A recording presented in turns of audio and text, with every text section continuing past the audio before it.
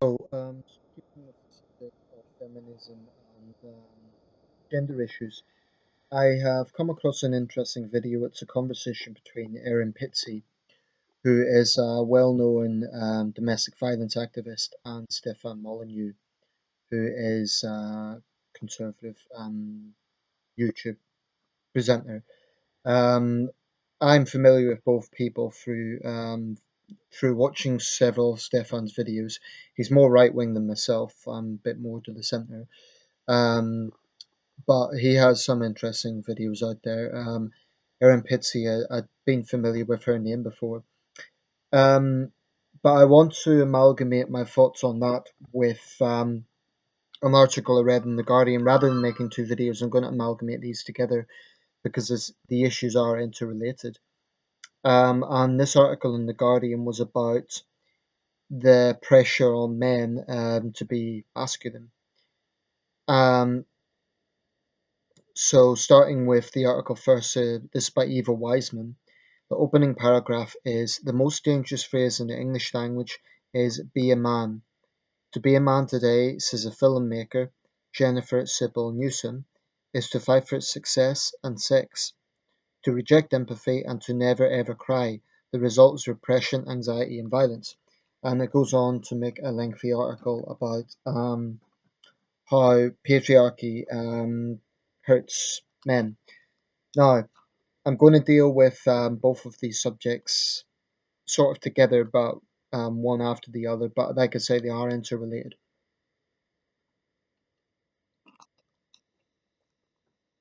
I'll go read out the whole article from The Guardian because it's quite long. But yesterday, The Guardian was reporting on, maybe the day before actually, on Philip Davies' speech to the Men and Boys Conference.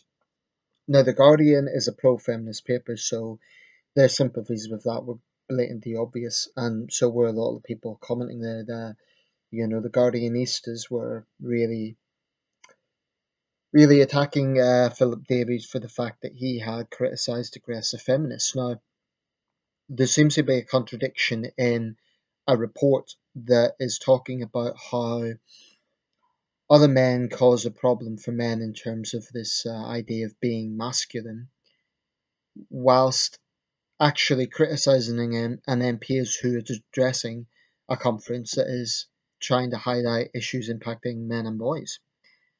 In other words, this paper is sort of sending out mixed messages. Some might call it balance. I don't know that it is. Um, on the surface, I would say that the article has some merit, um, and I want to make this point. Sometimes critics of feminism, myself included, sometimes downplay the role that other men have in terms of making life hard for guys. Um, I'm not a supporter of rigid gender roles, and I think it's one of the few areas where feminists have a fair point. And believe me, I'm someone who hates modern feminism, but it is one area where they have a fair point. If we have gender roles that are too rigid, it does force people into conformity, and that is problematic. Um, so the notion that boys shouldn't cry, that they should be tough, that they should be into masculine sports and so on, it is problematic. I think it is a lot less apparent today than, say, the 1970s.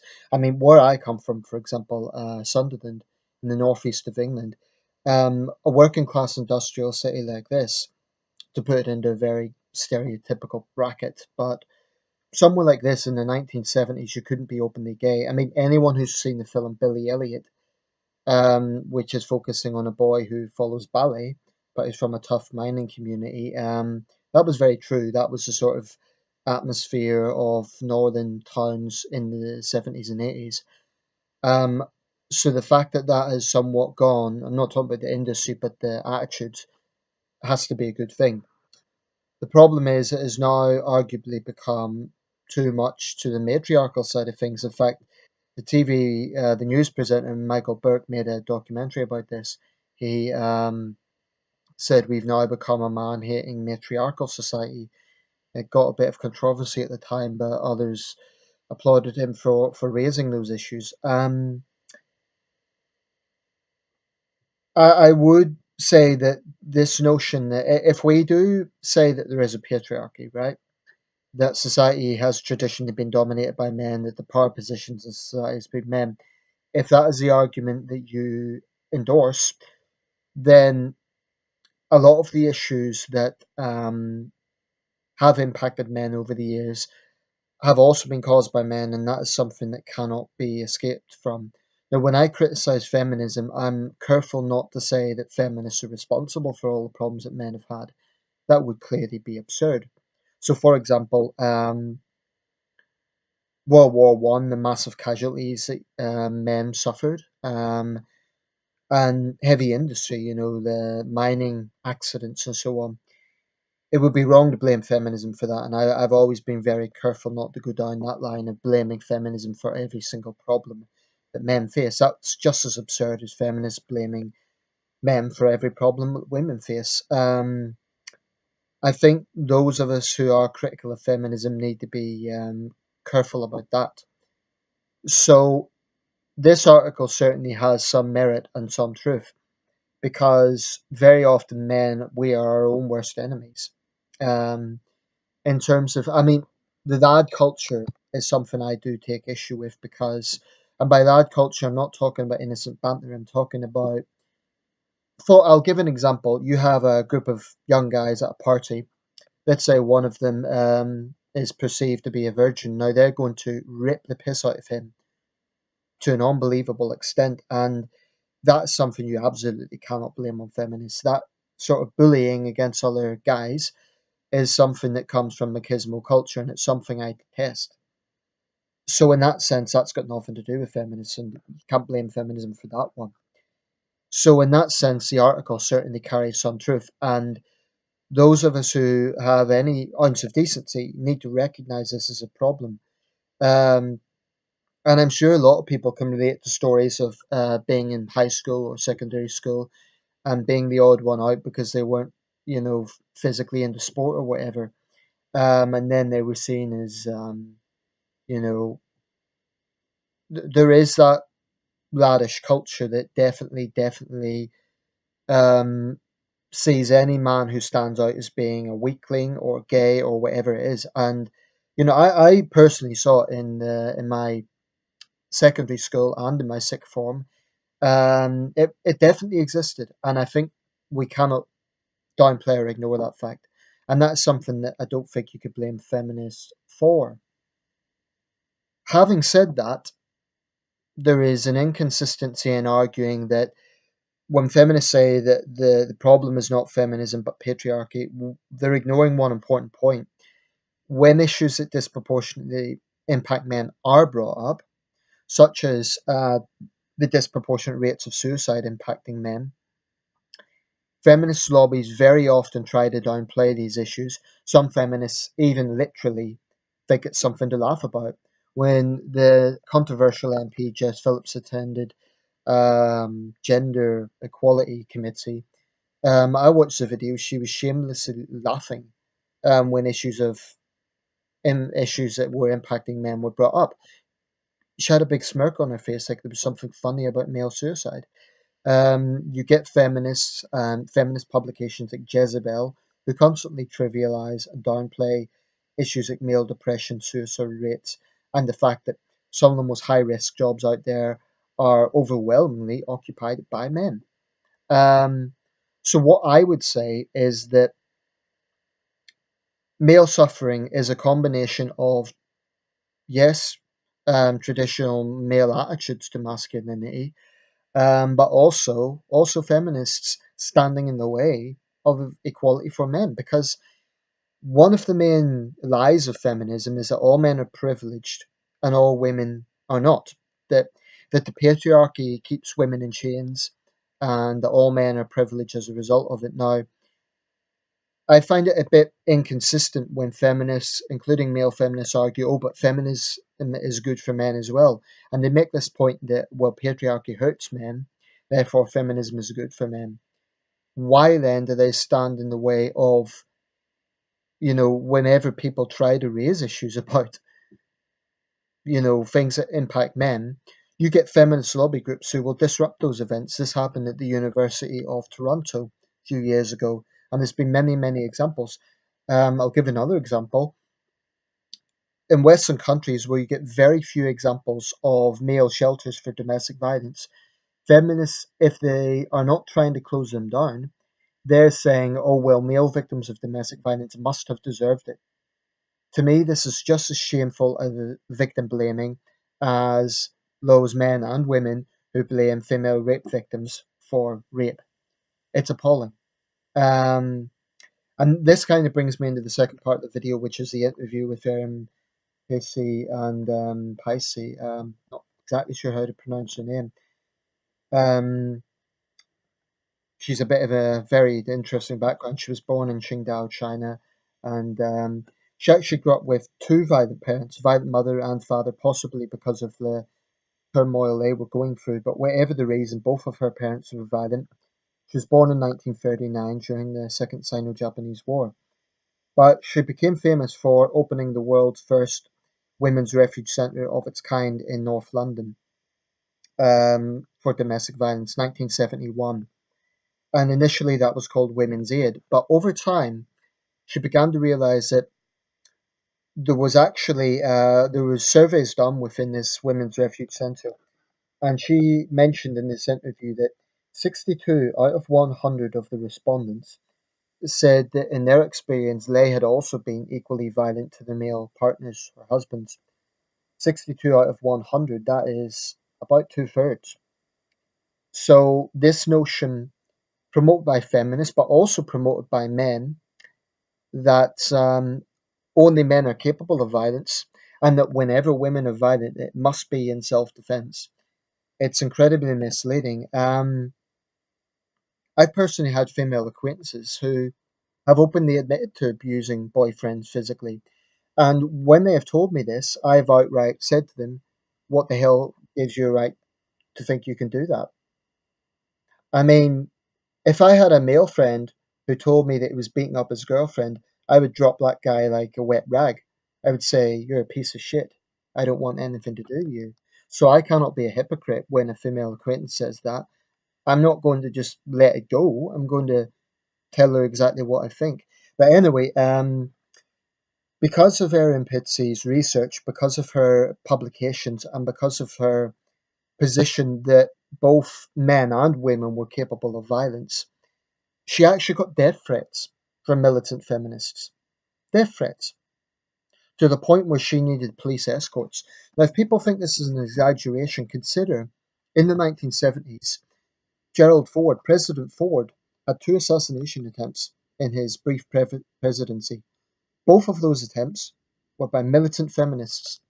And I'm not talking about angry hecklers. I'm not talking about women kind of throwing an egg, which would be, rude. I'm talking about actual assassination attempts. They had guns. These are well known cases. So when Philip Davies was talking about militant feminists and everyone was kind of downplaying it and saying, oh, how dare he question feminism, there is a historic precedent to this. I'm not just talking about angry, obnoxious women who are intolerant to different points of view. There is actually a track record of violence with this. And it's true of every violent offshoot of organizations, of movements that initially started out with noble principles. I mean, the same could be said for black civil rights. It was a noble principle, it was very important because black people were being treated as second class citizens. But then there was offshoots of it that began to develop in a very ugly way. That could be seen today with, in my opinion, Black Lives Matter. Um, and the problem I have with feminism is, moderate feminists will say, look, we know that, I'll give an example. Emma Watson, when she made that famous speech at the UN 2 years ago, it was quite a clever speech because she was careful to mention that, oh, there are issues that impact men. And on one hand, that was refreshing for a feminist to hear.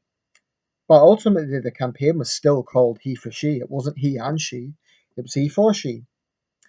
And the thing is, moderate feminists like Emma Watson, they say that feminism is for men as well, and yet they do absolutely nothing to speak out against those feminists who do laugh at male issues, literally. Literally. I've seen feminist memes that actually have pictures of male tears when issues like suicide are discussed. Apparently, in Canada, in some provinces, suicide is the seventh highest cause of death among men. Now, this is not to say that women don't suffer and women don't also kill themselves, they do.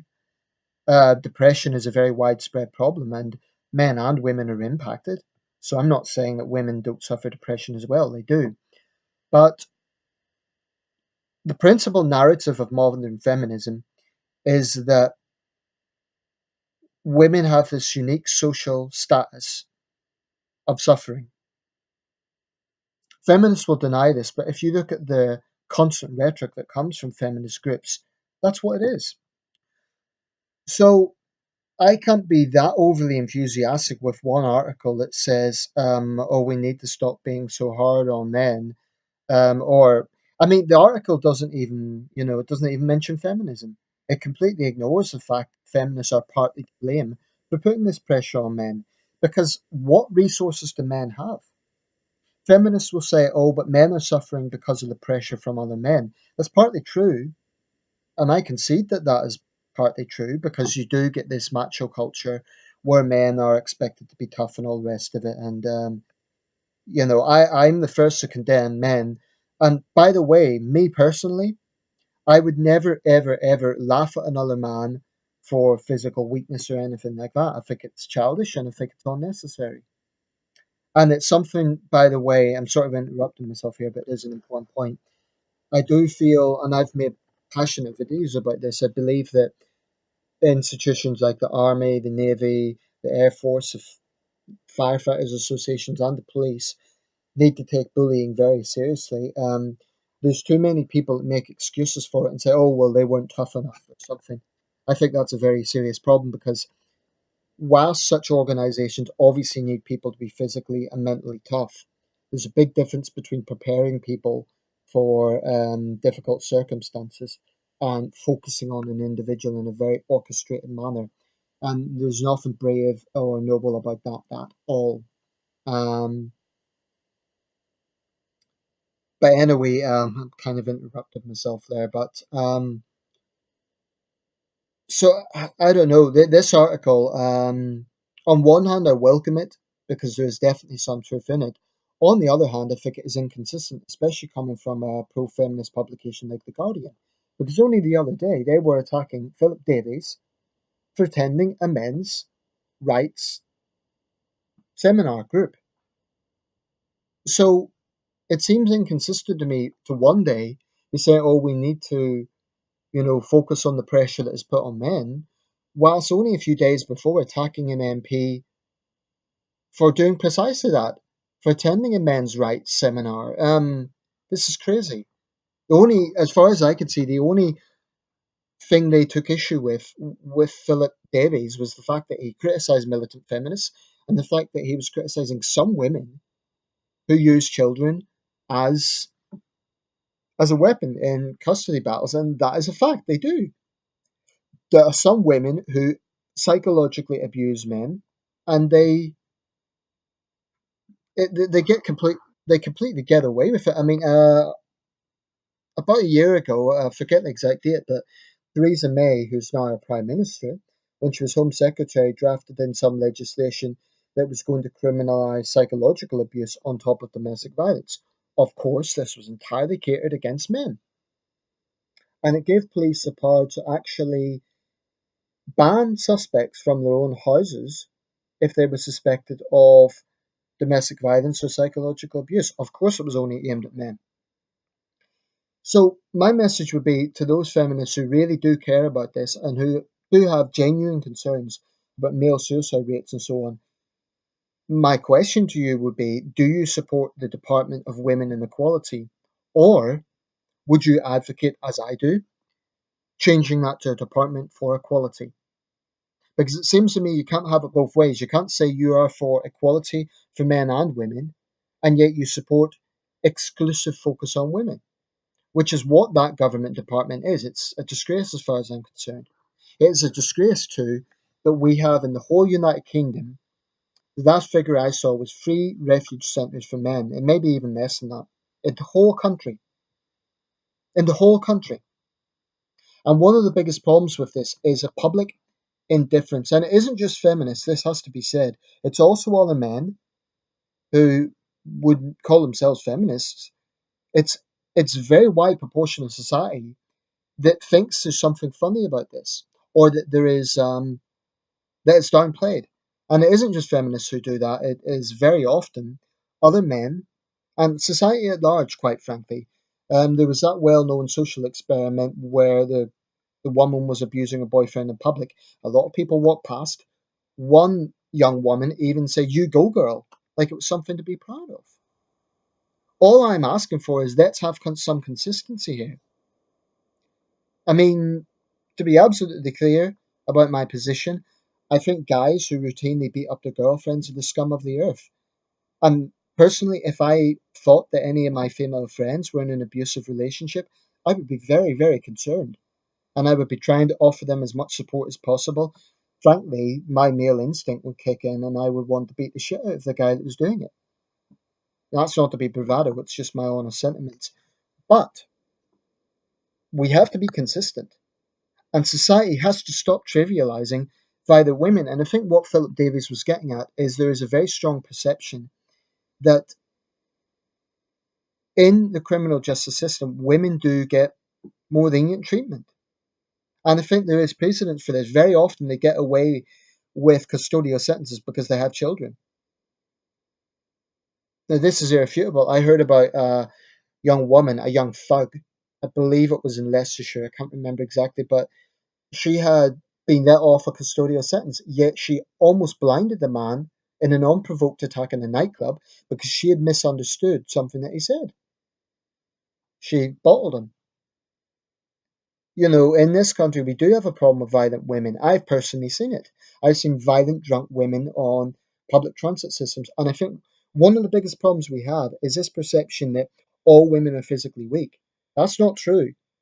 Believe me, there are women out there who, if they so want to, could inflict real damage. And the victims aren't just men. These women bully and violently attack other women as well.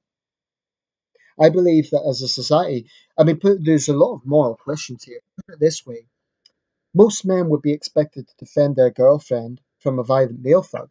And that's quite clear cut. That's not complicated. Most guys would. I would. What if a violent female thug harasses a guy's girlfriend?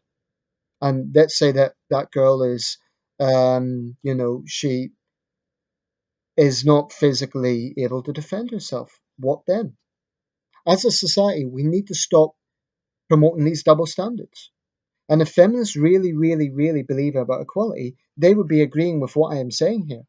But they don't, because they constantly promote this idea that violent women are only violent because of violent men. It's absurd. It's utterly absurd. And I mean, if you're going to go down that line, well, then you can make excuses for male serial killers, because in some cases, they had abusive mothers as children.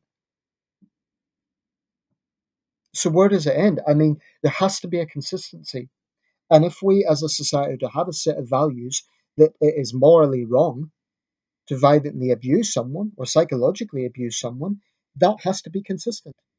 And I think it is really sad and unfortunate that when people even discuss the very idea of men being abused, it's laughed at, trivialized, ignored, excused. I have a lot of respect for Erin Pizzey for the work that she has done. And the response to Philip Davies, as far as I'm concerned, only highlights the level of denial and the level of hypocrisy within the feminist movement. That's why I will never call myself a feminist so long as this pervades.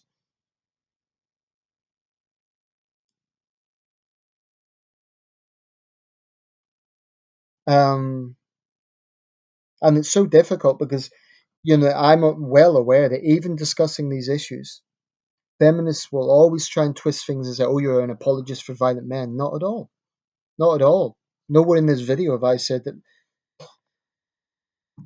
violent male violence is justifiable. But it is true that if you're saying if an abused woman has a right to physically defend herself, by the same token, surely you would say an abused man has a right to defend himself. I remember there was an abused man appeared on the Jeremy Kyle show. It was one of the very, very few examples where I thought, okay, well, Kyle is kind of doing something decent here by presenting the other side of the argument. But then Kyle went on to say, oh, but we give him credit for not fighting back. So the message with that is that men should just take it. The police, incidentally, their attitude is a complete and utter disgrace.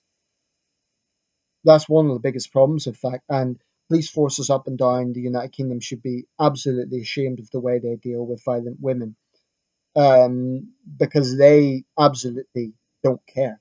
They just don't care. I mean, Nottinghamshire police have brought in this new law about misogyny. Are they going to bring in a law about misandry? Militant feminists stirring up hatred against men? No, of course not. Are they going to bring in a law against middle-aged hen parties? You know, cackling at young guys walking past, which does happen, by the way. Everyone will say, well, it's a physical difference, Well, men are physically stronger, so they can handle everything. So when feminists say that, they're actually contradicting themselves. When they say stop, don't take this attitude of just being a man, and yet when men complain about women abusing them, it's feminists who say be a man and take it. Total inconsistency. Anyway, I've spoken at length here. Quite a few important issues to discuss there. Let me know your thoughts. And I'm aware that I make longer videos, but the reason is I think it's important to cover a lot of the areas, the ins and outs with this. Okay, thank you for watching. I'll try and put a link to the articles and video I've been talking about. Thank you.